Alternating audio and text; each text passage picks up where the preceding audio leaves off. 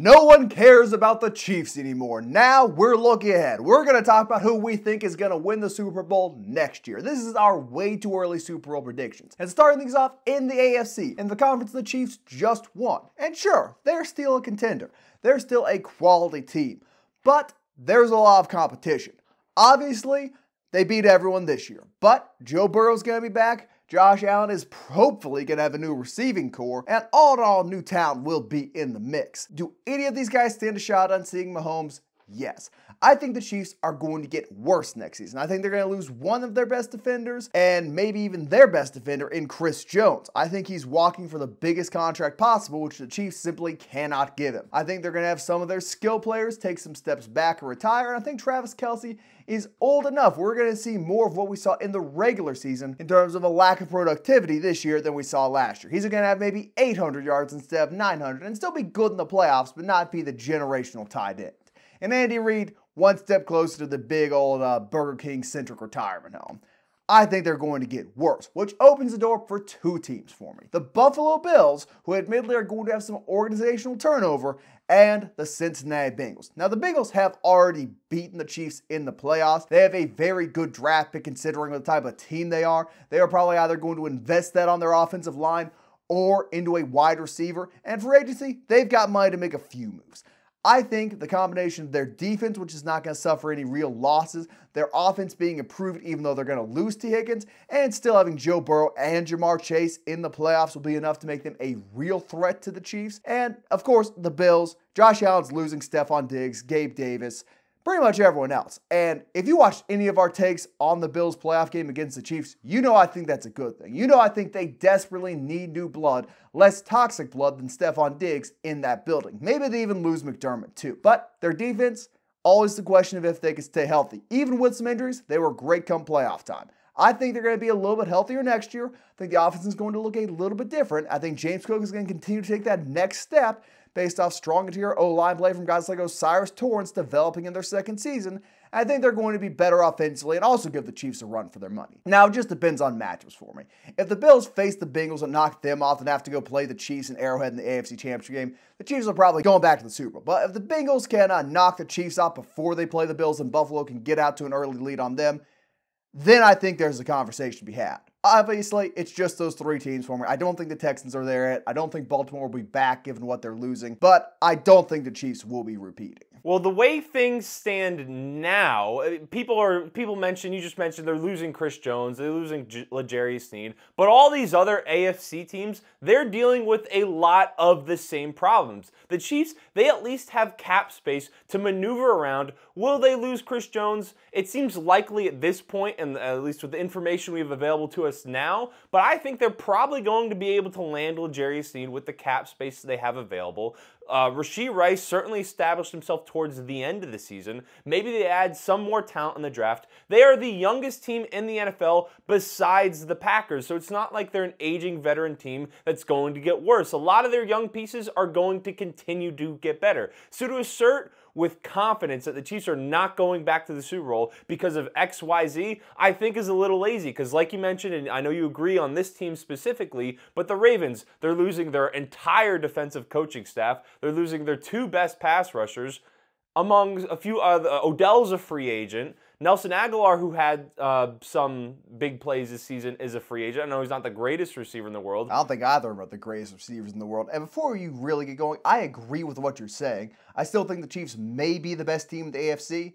They're going up against 15 other teams. To say they have less than a 50% chance to go back to the Super Bowl is not only logical, it feels like it's reasonable at this point. I know they're the Chiefs. I know they're better than most, but they're not going to do it again. Well, the thing is also when we say most likely, I think everyone says, oh, an 80%, 90% chance that the Chiefs are going back to the Super Bowl, when most likely could really mean they have a 35% chance going, and then it's 20 here, 10 there, 10 there, as far as how we feel about the other teams. But you spoke about the Bills, how they have a real chance. They're currently $56 million over the cap. Gabe Davis is a free agent. Stephon Diggs did not produce to what we expected him to do or what we've come to expect of him towards the end of the season. And at that point, you're stuck with, well, Khalil Shakir certainly played well towards the end of the season, but you have Khalil Shakir, James Cook, and two tight ends, and whatever happens with Stephon Diggs and the turmoil he caused in that locker room. What will be nice for them is that they do have Matt Milano back next season, and that will certainly help. Losing him to a broken leg last year was bad, but Daquan Jones is also a free agent,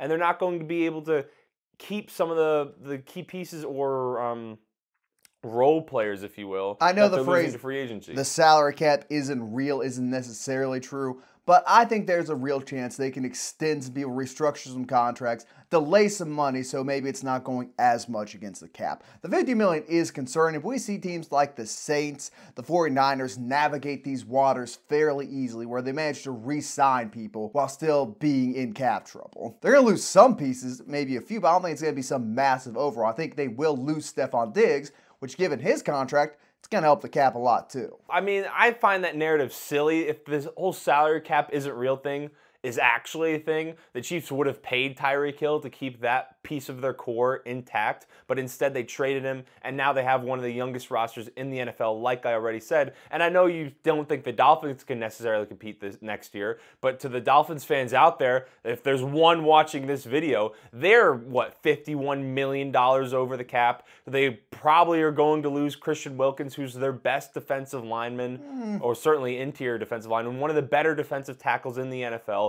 He's probably going to get around $20 million a year with the way interior defensive linemen are paid at this point. And Tua is heading into his fifth-year option, so is he going to get paid this offseason? So I don't think when it comes to money and the Dolphins, they're also in a very rough spot. I don't think anyone realistically thinks the Chargers are going to be serious contenders in year one of Jim Harbaugh, but they're a crazy amount of money. I think it's $55 million over the cap. Keenan Allen is set to be a $32 million cap hit if he's still on the team. Mike Williams has a large cap hit. He'll probably be a cap casualty. And then you'll have Justin Herbert throwing to Quentin Johnson, who did nothing this year. And maybe at least I'll have Brock Bowers at the 5th overall pick in the draft. If you think Harbaugh's not selecting an offensive lineman, you're not familiar with his game. But we spent a lot of time talking about the AFC. I assume you think it's still the Chiefs are the most likely team to come out. They're the most likely team. I think the second most likely team, and you mentioned them briefly,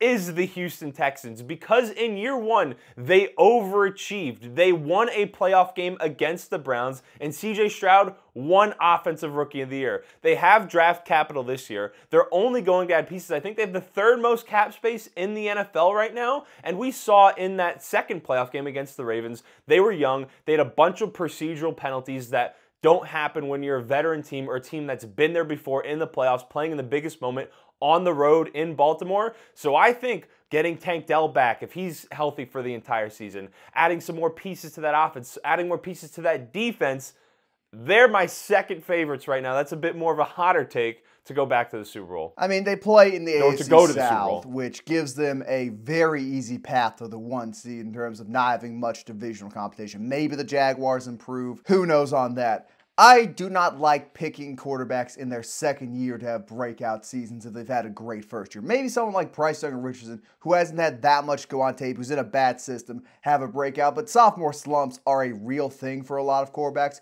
We've seen that with quite a few guys in recent years. I think CJ Stroud will be fine, but for that reason, I'm not super confident in them. But we could talk about the AFC all day. Let's go bounce over to the NFC. And I think the narrative that, oh, the AFC is so much more competitive, that whoever wins the AFC gets the Super Bowl automatically, it's a bit overplayed at this point. I still think there are legitimate teams in the NFC which can challenge pretty much anyone in the AFC. Obviously, 49ers, they're not going to have that many cap casualties. They've maneuvered around the salary cap where they're probably going to be able to re-sign most, if not all, of their free agents, and are still going to be a great team. Brock Purdy's got another year of experience. He's only going to get better in his third season, and I think they're still probably the favorite to come out of the NFC. Another team I'd like to throw in that mix, Cowboys. They're going to lose a few pieces too, but they are historically good at drafting. They still have their franchise quarterback. Their offensive line's still going to be good. And one more I'll throw in there, and you'll say this is me being a homer, is the Minnesota Vikings. Now, to do this, they've got to resign Kirk Cousins. I think drafting a rookie quarterback doesn't really guarantee you much playoff success. And while Kirk may not rise to the occasion all that often in the biggest moments, this is a good enough team. It's a good enough defense. It's got really good weapons, solid pair of tackles.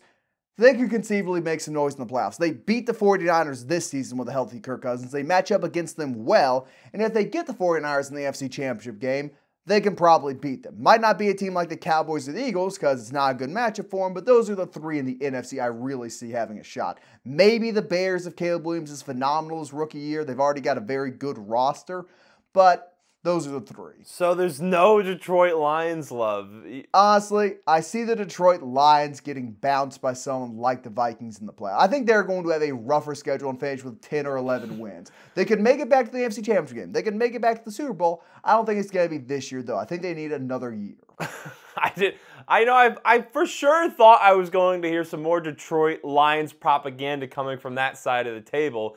I don't think the Lions are going to truly contend next year. Something I don't think people are talking about enough in regards to Detroit is that Amon-Ra, he's on the last year of his rookie deal. Is he going to hold out and look for a massive contract? He certainly deserves to be one of the highest paid receivers in the NFL. Jared Goff is only making around $30 million a year. The way he's been playing, he certainly deserves to be paid more than Daniel Jones, who's getting paid $40 million a year. Derek Carr makes more money than Jared Goff, which is kind of insane when you think about it. So I don't think the Lions are true contenders, and you mentioned the Cowboys, and I'm getting a head start on this is our year propaganda, okay?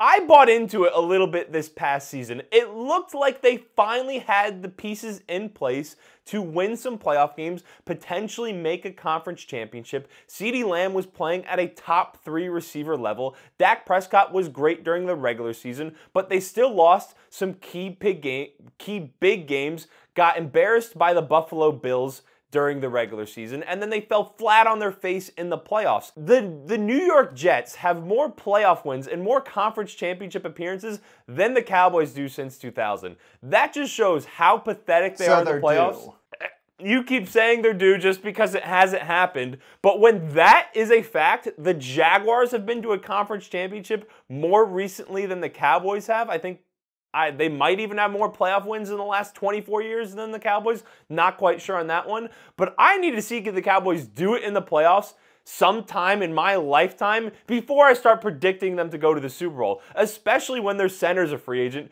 Tyron Smith is a free agent. Tony Pollard was not quite what we expected this year, but he's also a free agent. So they have some pieces that they're either going to lose or have to pay. So when you take that all into account, I can't put my faith in the Cowboys. I just can't do it. I mean, Tyron Smith is not going to command a massive long-term contract given his age. No one except the dumbest of dumb teams would sign him to that, and I think he knows he's got a pretty good situation in Dallas. And maybe you boost your Hall of Fame case a little bit by staying with the team which drafted you your entire career. I think they're probably going to be able to get a discount on that.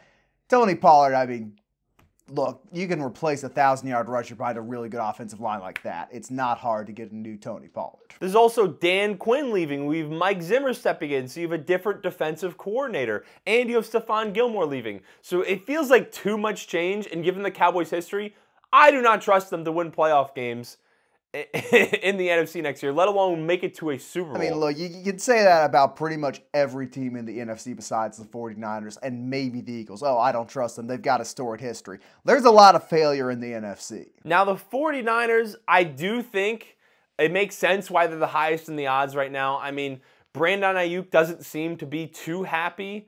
He's heading into I think his 5th year option, and he probably wants to get paid like a... Brandon Ayuk is their 5th most important skill player. I would tend to... He's a better receiver on the outside pure receiver than Deebo Samuel I'd take Jawan Jennings on a cheaper contract over paying Brandon Ayuk right now in a heartbeat. I will not be shocked if they go back. Obviously, they're replacing Steve Wilkes, their defensive coordinator. I can see it. I don't know if Brock Purdy's, I don't know when he's going to get paid because I think that's eventually going to happen. I think he's a lot better than his haters think he is. I don't think he's quite as good as 49ers fans think he is. I could see them going back. But the team I think is going to go to the Super Bowl is the Green Bay Packers because they are in perfect position to make a Super Bowl run. Jordan Love, as we move throughout the season, was phenomenal. I mean, threw over 30 touchdowns, has an incredibly talented and young receiver core. Christian Watson, Dontavian Wicks, Jaden Reed, I was going to say, why'd you start that with Christian Watson? Jaden Reed's the real guy there, in my opinion. But Romeo Doubs is a dude. They have 2 tight ends, Tucker Kraft, Luke Musgrave, 2 very talented players. Offensive line, solid. The only piece they're really losing on offense to free agency is A.J. Dillon, but he kind of stinks and was their second best running back anyway. Their defense only going to get better. They were the youngest team in the NFL this past season. They're going to continue to add pieces in the draft through free agency, and I think they are poised to really make a deep playoff run after what they just did in the playoffs, embarrassing the Cowboys in the first round. I mean, you're going to say this is hating, but it's my same criticism of C.J. Stroud, who you know I'm fond of.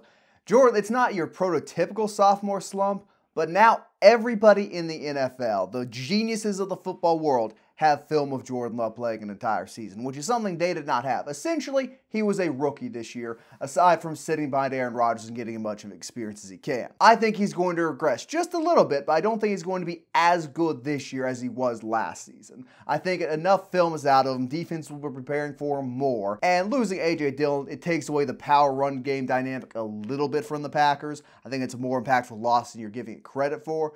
But I don't see the Packers doing it this year. Maybe next season, maybe when they've got a bit more experience.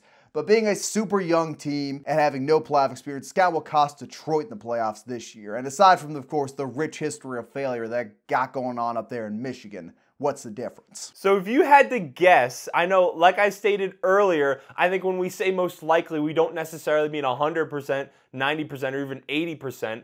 But who do you think is most likely to be the two teams to meet in the Super Bowl next year at this point with the information we have available? I'll say it is a 25% chance. I'll go less. We don't even need to go percents. Just say the two. I'll say, I'll throw Cincinnati a bone and say Bengals, and then be a super homer and say Vikings, although probably the 49ers is a more likely pick. Bengals, Vikings. That would be a Super Bowl where someone's got to get their first Lombardi. And the NFL would rig it in favor of the Bengals because Joe Burrow needs his legacy padded, but man. I would have to go with, I'm not betting against the Chiefs, even at this point, this early in the process, when this is really just for fun, but Chiefs.